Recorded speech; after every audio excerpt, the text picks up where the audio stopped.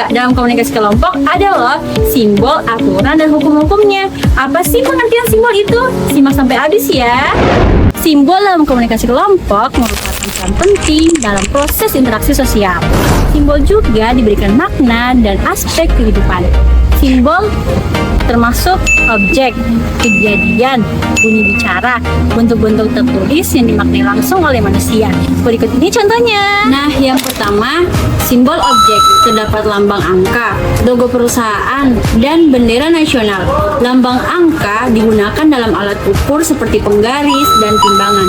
Nomor rumah, nomor sepatu, dan kode telepon juga merupakan contoh dari lambang angka. Yang kedua, logo perusahaan.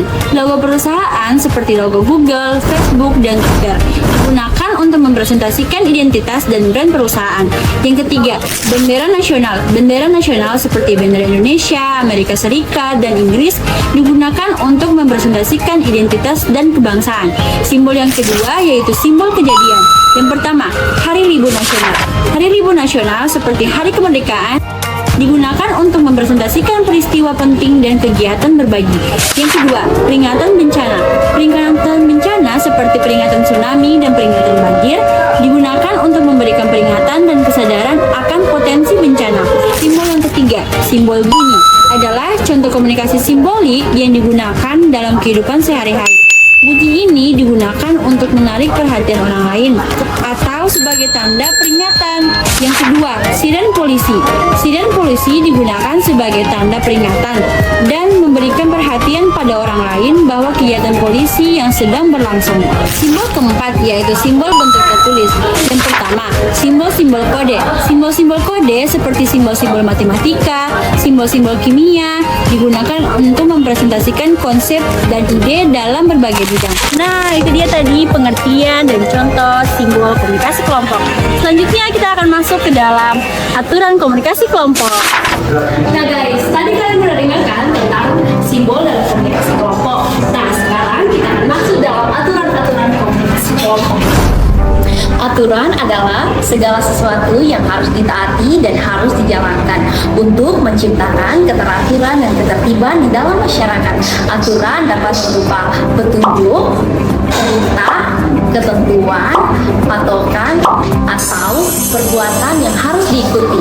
Aturan sendiri yakni dibagi menjadi dua, yaitu aturan tertulis dan aturan tidak tertulis. Menurut para ahli, aturan adalah perintah atau larangan yang mengatur tata tertib di dalam masyarakat dan seharusnya diikuti oleh anggotanya. Nah, sekarang saya akan memberikan contoh-contoh dari komunikasi kelompok. Contoh aturan dalam kelompok: harap tepat waktu dan diharapkan sampai tidak tepat waktu. Mendengarkan orang lain dan membiarkan mereka menyampaikannya sampai selesai. Setiap orang memiliki hak untuk menyampaikan pendapat apa saja di depan. Dipersilakan ketika menyampaikan pendapat lebih baik menggunakan kata saya daripada menggunakan kata yang lebih umum atau kami.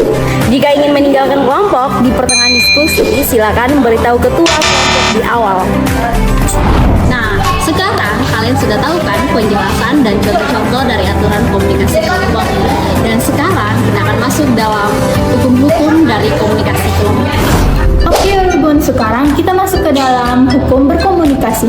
Ternyata berkomunikasi ada hukumnya loh. Emang ada hukum komunikasi? Iya ya, kan hanya berkomunikasi. Kalau ada pun apa sih fungsinya? Nah, pasti teman-teman sekalian punya pertanyaan yang sama ya kan, yang seperti yang tadi. Hukum dalam komunikasi berfungsi supaya komunikasi yang terjalin efektif, dan hukum itu biasa disebut dengan reach, respect, empathy, audible, clarity, dan humble. Apa sih penjelasannya? Yang pertama, respect. Respect merupakan rasa hormat dan sikap menghargai dalam berkomunikasi.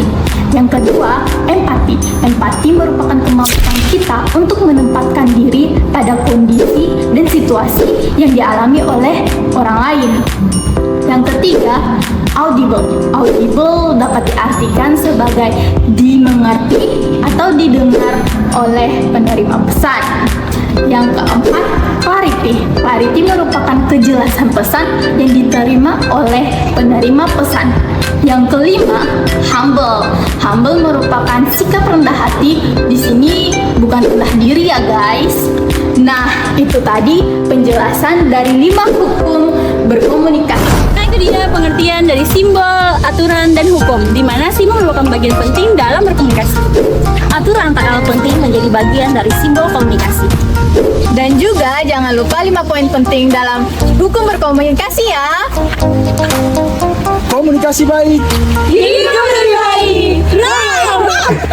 Kelompok merupakan peran penting dalam interaksi proses interaksi sosial. Simbol dalam komunikasi kelompok merupakan simbol dalam komunikasi kelompok merupakan proses interaksi penting. Proses interaksi penting dalam aturan masing kita mesti komunikasi kelompok patokan atau